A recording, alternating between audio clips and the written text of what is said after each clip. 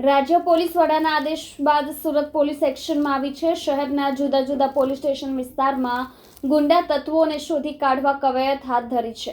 અસામાજિક તત્વોને શોધી કાઢી કડક કાર્યવાહી કરવા તજવીજ શરૂ કરી છે। ઉધના વિસ્તારમાં સઘન પેટ્રોલિંગ અને કોમ્બિંગ હાથ ધરાયું છે। રાજ્યના પોલીસ વડા વિકાસ સહાય દ્વારા અસામાજિક તત્વો સામે કડક પગલાં લેવા માટે સ્પષ્ટ સૂચના અપાયા બાદ સુરત પોલીસ સંપૂર્ણ એક્શન મોડમાં આવી ગઈ છે। શહેરમાં ગુનાખોરીને કાબૂમાં લેવા માટે છેલ્લા 2 દિવસમાં વિશેષ કોમ્બિંગ ઓપરેશન હાથ ધરાયું હતું, જેમાં 250થી વધુ શારીરિક શોષણ અને અન્ય ગંભીર ગુનાઓમાં સંડોવાયેલા અસામાજિક તત્વો, તડીપાર કરાયેલા અને પાસા લાગેલા ઇસમોની તપાસ કરવામાં આવી હતી।